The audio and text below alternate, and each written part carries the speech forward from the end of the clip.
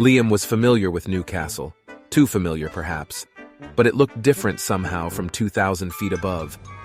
He pressed his face closer to the window as Newcastle International Airport slowly receded before him.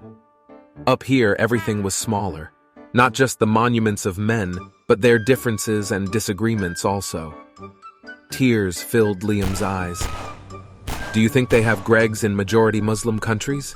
he said, turning to the air hostess who had been trying to get his attention for the last 5 minutes. "I don't know, sir, but the plane is now in flight, and if I have to ask you to put your seatbelt on again, I'm going to call security." Liam rummaged around until he had both seatbelt clips in hand.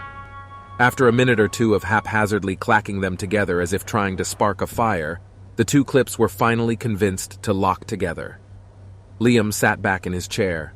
In the lead up to his departure, anxiety might have gotten the better of him.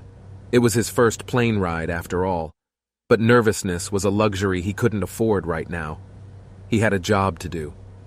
He reached into his pocket and pulled out his CX Foreign Operative badge, turning it over in his hand.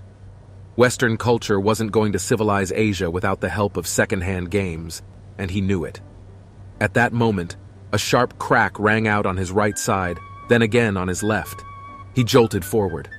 Only now, in a state of hyper-alertness, had he become aware of the intense pressure building inside his skull. Havana syndrome, it had to be. He shakily grabbed the woman next to him by the shoulder, leant in, and whispered imploringly, "I think someone's trying to kill me." She smiled. "It's just your ears popping. First time flying?" His ears had popped. It seemed plausible to him, reassuring even. He unclenched and sat back.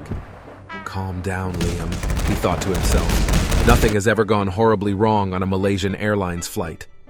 Suddenly, a panicked voice crackled over the plane's intercom. Listen up, everyone. This is your Captain Corsair speaking. This plane seems to be tipped up and its center of mass is all out of whack. I think we're going to need to make an emergency landing, buddies." Liam recognized that voice. A familiarity in what was an unfamiliar situation. It must be Corsair. Alas, what was he doing as the pilot? Liam was never one to be bothered by the mystique of Corsair's work, and for a brief moment he even wondered if Corsair had.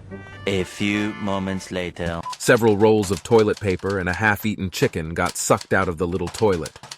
Corsair noticed the smell of Monster had vanished, looked around and said, "Oh, hi, Liam. Hi, Pickman, thanks for the fresh air. Wait a minute." Corsair said, while most of the content in the cabin got sucked out by the hole Pickman had caused. Most Monster cans already gone. Alex caught one mid-air, took a sip, pointed at Pickman saying, "Not even in the air you are saved from his driving." Liam was getting blurry vision after witnessing the scene, maybe because most of the oxygen was gone from the cabin. Suddenly, he saw his own hand holding a spicy-looking piece of food. It was all blurry, and while sitting, an even more blurred man in a vintage Tyrolean hat approached him while German music played.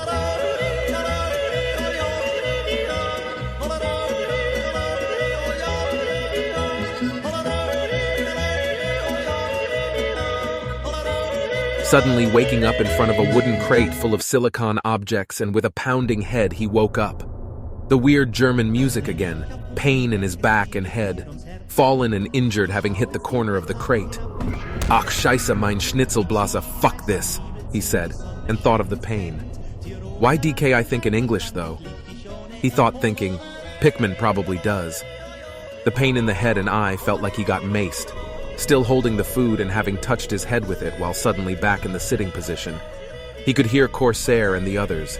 It tasted like kimchi, but so spicy he didn't even know where he was. Was he even Liam? And why could he hear German music when suddenly his vision cleared and he saw